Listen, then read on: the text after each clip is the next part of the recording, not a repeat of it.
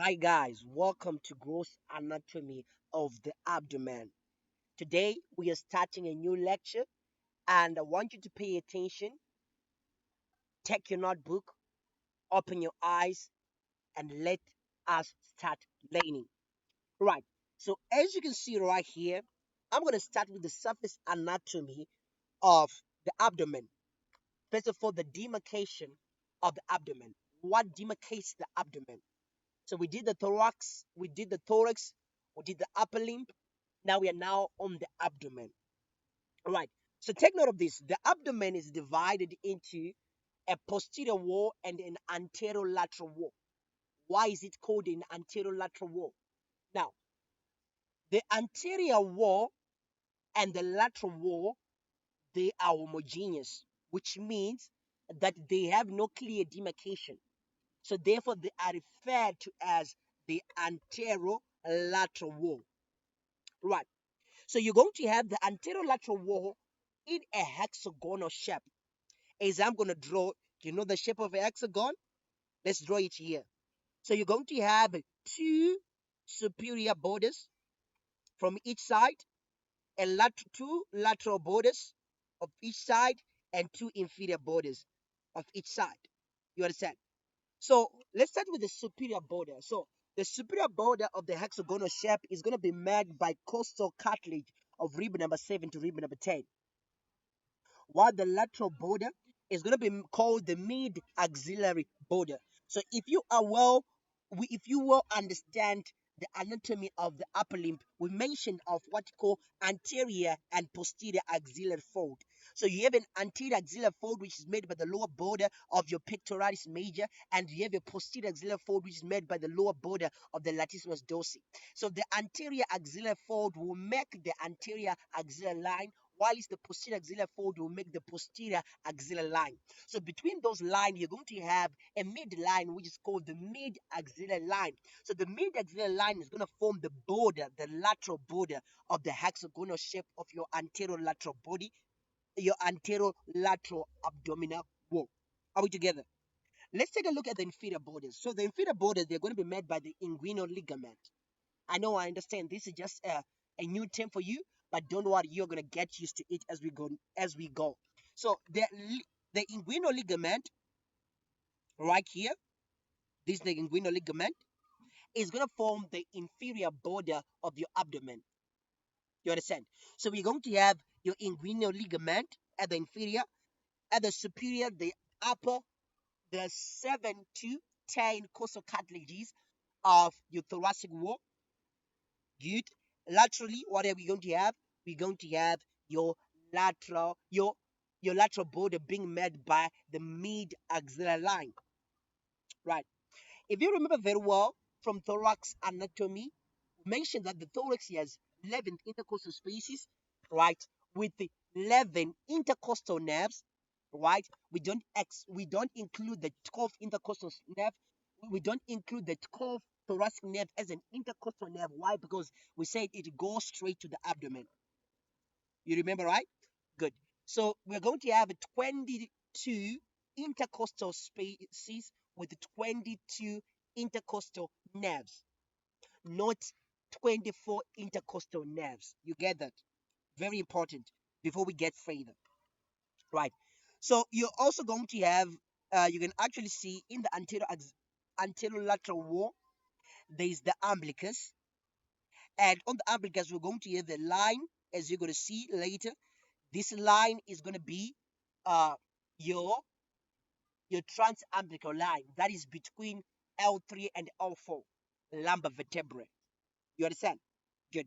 So basically, as you can see, you can actually see uh, the abdominal wall being made of several layers.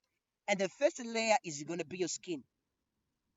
And I want you to understand the skin of the abdomen is loosely attached to the subcutaneous layer, or that the superficial fascia, right? But the skin around your umbilicus, since you remember your umbilicus, it is gonna come up from the vitelline duct, if you remember from embryology. So you're going to have sort of like a scar tissue, right? Of intensely fixed skin on your umbilicus, but everywhere else your skin is gonna be loosely held. Good. Right. Let's talk about the regions. So you go for ease anatomy and identification of organs, we divide the abdomen into several regions. Into several regions. In terms of, so we can divide into four regions, which we say quadrants. So what is important is to understand the lines that make those quadrants, right? So we have a surgical vertical line, which is your median plane right here, and then you're going to have your transumbilical plane right here. So take note, the transumbilical plane, it is at the level between the L3 and the L4, which means it is at the fourth uh, fourth intervertebral disc of the lumbar vertebrae, right? So now you're going to divide your abdomen into four quadrants, right? So this is gonna be your right upper quadrant, left upper quadrant, lower right lower quadrant, left lower quadrant. So it's actually very important to understand the orientation of the visceral organs that are actually found in this quadrant. So in MCQ, you can come and say that the gallbladder is found in the left upper quadrant. Is that true? False, right? You can actually see that the gallbladder is found in the right upper quadrant. So it's going to be very important, especially when you are going to be a surgeon. You have to understand where each organ is found in the abdomen. Right, good. And also, we can further divide the abdomen into 9 regions. Into how many? 9 regions. So these regions, they are going to be formed by two sagittal planes and two horizontal planes. So as you can hear, let me zoom a little bit so that you can actually get the picture of it. Right, good. So right here, this is going to be your sagittal planes, being the mid-clavicular planes. Remember, you have a median plane here, and 9 centimeters away from the median plane, you're going to get into the mid-clavicular plane. And take note of this. This mid-clavicular plane, as they descend downward, they can also be called the mid-inguinal plane because they divide the inguinal ligament into two.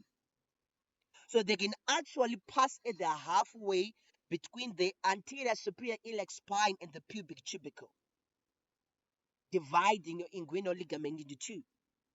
These are the mid-clavicular lines. Right, good. And then in the horizontal plane, we are going to have subcostal plane and intertubercular plane. The subcostal plane is going to be made by the lower border of the rib number 10. Remember, the rib number 10 makes the inferior boundary of your costal margin, right?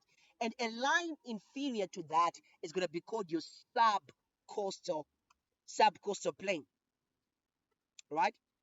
So your subcostal plane is going to divide. You can also take this, that the subcostal plane is the halfway, or is the midpoint between the jugular notch of your manubrium and your pubic symphysis. So it actually divides, right, into from, if we are going to start from the superior border of the manubrium up to the pubic symphysis, it is the subcostal plane that will divide it into halves. You understand? Right. And then we have another one which is called an intertubercular plane. An intertubercular plane, right? It crosses your iliotubercles, right? Your iliotubercle, and it's actually 5 centimeters above your anterior superior iliac spine. Good. So now we divide the abdomen into 9. So we have this region that is called the right hypochondrium and the left hypochondrium. And this region right here is going to be called an epigastric region, because that's where you find most of your stomach in this region, right? And then you're going to have this one, this the right flank or the right lumbar, the left flank or the left lumbar, right? And this is going to be your umbilical region, right? Very important. And then this region is going to be your pubic region. And then we're going to have the right groin or right inguinal region, and the left groin or the left inguinal region. These regions are very important when you are to understand, if you want to understand what you call referred pain. Remember from embryology, we said our GIT tract is divided into 3. We have a foregut that that is going to drive the esophagus, that is going to drive the abdomen and the upper portion of the duodenum. We are going to have the midgut that's going to extend from, if you remember very well, it extends from the liver diverticulum up to the junction between the proximal 2/3 of the transverse colon and the distal 1/3 of the transverse colon. You understand? So that's the midgut. And then we are going to have a hindgut. That hindgut is going to extend from the distal 1/3 of the transverse colon up to the upper half of your anal canal.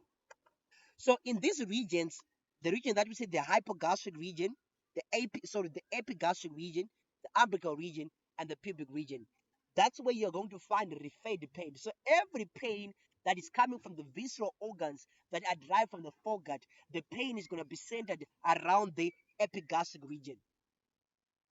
And pain from the midgut, for example, pain of the small intestines, pain of the the cecum, pain of the appendix, is all going to be situated right around your umbilicus, which is the umbilical region. And then pain of your hindgut, for example, pain of your sigmoid colon, pain of your rectum, pain even of your upper anal column canal, is going to be referred in your pubic region, right? So it's actually very important also to understand the specific organs which are located in these 9 regions. You understand? So these 9 regions can also be, depending on the plane, we can actually have another plane right here. Let me show you. Right. So if you're gonna look at this, these were our quadrants, right? Now this is our 9 regions, right? Good. And you can actually see that there are specific organs which are found in each quadrant. For example, the right upper quadrant, you find the right lobe of the liver, the gallbladder, the stomach, which is mainly the pylorus part. Yeah, and so on, all these organs. So you need to be familiar with these organs in each quadrant. Right. So I want to talk about this at this. Let me zoom a little bit. A little bit. Good. So you can actually see that these are our mid clavicular line, 9 centimeters from your median plane. Remember, good. And you can actually see that there is 9 planes. These 9 regions, they can be made by um, this mid clavicular line and a set of 2 different um, horizontal planes. So we can either use in black, let's go in black, the one that we spoke of, that was the subcostal plane and the transtubercular plane, right? So we can actually have in red, divide using the red dots. The midclavicular lines, they're not changing, but we now have what we call the transpyloric plane and the interspinous plane. So remember, you have a protrusion or a projection which is called an anterior superior iliac spine. So if you are going to draw an imaginary line between those two, we are going to form what's called an spinous plane. I want to talk about this transpyloric plane. So the transpyloric plane, it's this is that kind of a plane that you should never forget because it's gonna be very important when it comes to to being a landmark in the abdomen. So there are structures that are gonna be transected by this plane that you have to know. So it is called the transpyloric plane because it transects about the pyloric part of the stomach, pyloric part of the stomach, right? And you're going to intersect organs like we have the pyloric part of the stomach, the fundus of the gallbladder, the neck of the pancreas, right? So we're going to have the fundus of the gallbladder, the neck of the pancreas, right? And also it's going to mark the origin of the superior mesenteric artery. We're going to talk about all these organs very soon, and you're going to have a clear picture of what we are talking about. So these are the regions, 9 regions that can be used to identify organs in the abdomen. Right. So for this lecture, I want you to get to understand all these planes, to understand these regions, the organs that are found in each region, and actually have a clear picture of what we are talking about. So thank you so much. See you in the next lecture.